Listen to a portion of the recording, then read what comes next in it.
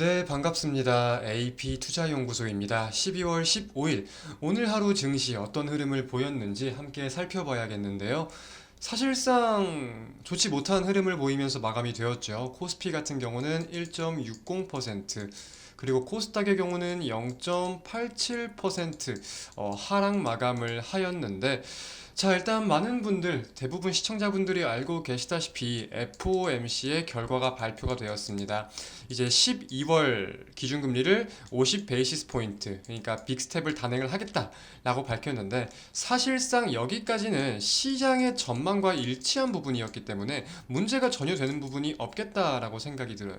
근데 연준 파월 의장의 좀 주요 발언들을 살펴보면은 그런 말들을 했어요. 먼저 최종금리를 기존 전망이 4.6%였는데 이거를 5.1%로 상향하는 게 맞는 것 같다 라고 말을 했고요.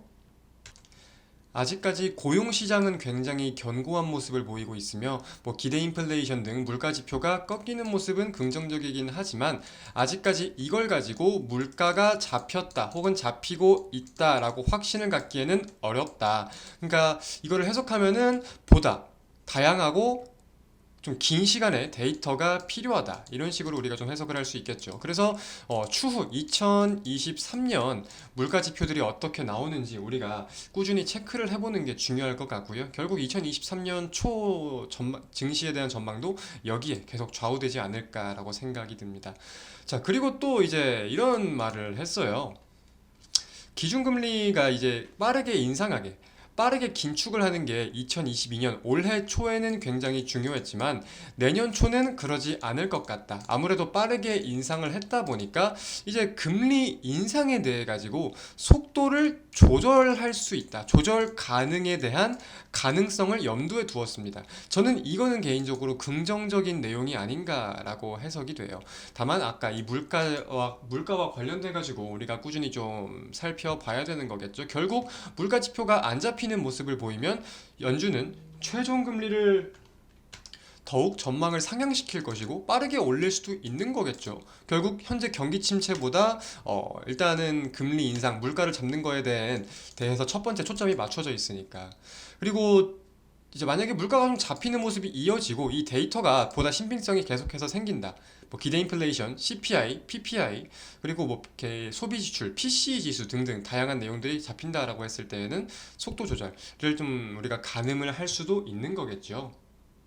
그래서 일단 2023년 동결을 기대하신 분들도 많지만 일단 지금까지 이제 패드워치의 좀 이 표를 보면은 베이비 스텝 25 베이시스 포인트 인상에 대한 확률이 97%고요.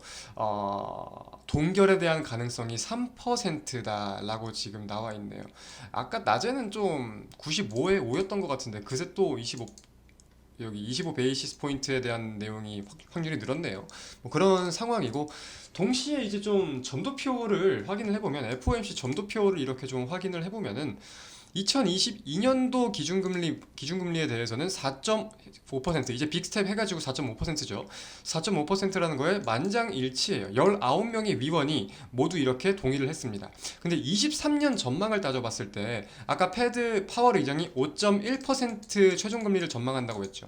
5.1% 부분까지 보면은 이 많은 위원들이 5.1% 이하로 잡긴 했어요. 근데 7명의 위원은 5.5% 전후를 예상을 했다. 5.25%부터 75%까지 그런 식으로 보다 상단으로 기준금리가 와야 된다고 전망했다. 여기에 대해서도 많은 투자자들이 겁을 먹은 거죠. 그러면은 2022년은 만장일치지만 23년은 의견이 많이 갈리는구나. 인플레이션 관련해가지고 아직 연준은 이게 지금 나아지고 있다라고 생각을 하진 않는구나. 이런 식으로 우리가 좀 해석을 해볼 수가 있지 않을까 좀 가늠을 하고 있습니다. 이제 아까 보여드린 내용에서 보면은 경제 전망률에 대한 내용도 이렇게 나와 있어요. 보시면은 GDP 성장률을 1.2%에서 0.5%로 굉장히 크게 하향 조정을 했는데 PC 지수, 실업률 다양한 내용들이 있습니다. 이거는 제가 다른 영상으로 자세히 좀 소개드리는 시간을 갖도록 할게요. 다른 영상들도 잘 AP 영상 올라가는 것들 참고를 해 주시고요. 하여튼간에 이런 우려감을 가지고 오늘은 증시 하락이 좀 돋보이는 하루였다라고 생각이 듭니다. 코스닥 같은 경우는 장중에 상승 전환을 하기도 했지만 다시금 하락 전환을 했죠. 그나마 좀 다행인 거는 그나마 다행인 거예요. 환율이 1,300원을 다시 웃돌았어요.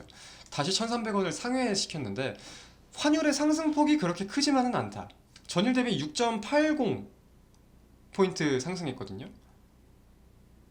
생각보다 외국인의 매도세가 짙지는 않았다. 이렇게 좀 생각을 하면은 이 불행 속 기대감에 대해서도 우리가 좀 여겨볼 수 있는 거겠죠. 그래서 저는 좀 전망을 그렇게 봐요. 이제 물가지수, 고용지표, FOMC 다 이제 통합적으로 우리가 봐야 되는 거지만 이제 사실상 따져볼 때 시장의 지금 첫 번째 초점, 연준의 첫 번째 초점은 물가잖아요. 근데 시장에서도 당연히 첫 번째가 물가였다가 이제 경기 침체가 점차 가시화되다 보니까 경기 침체로도 초점이 이동하고 있는 상황이에요. 근데 결국 경기 침체가 가시화되고 있다라는 거는 우리들도 알고 시장도 알고 패드도 알아요. 연준도 아는 거죠. 근데 미국의 경기 침체, 결국 GDP 성장률을 1.2 전망에서 0.5로 대폭 하향시킨 가운데 일단은 고용 지표가 견고하다라는 이유를 굉장히 큰 목적으로 잡는데 이 고용 지표가 어떻게 될지를 모르겠다. 따져보면은 지금 실업률은 증가를 전망을 하고 있고 그런 추세인 것 같은데 재직자들의 평균 임금, 평균 소득이 늘어나다 보니까 고용 지표가 견고하게 해석이 되는 것 같거든요. 여기에 대해서도 우리가 좀 꾸준히 이 지표들을 살펴볼 필요가 있겠다. 라는 말씀들 드리면서 오늘 마감 시황, 오늘 좀 이런 내용들이 주요 이벤트였다 말씀드리도록 하겠습니다. 오늘의 마감 시황 마치겠습니다. 감사합니다.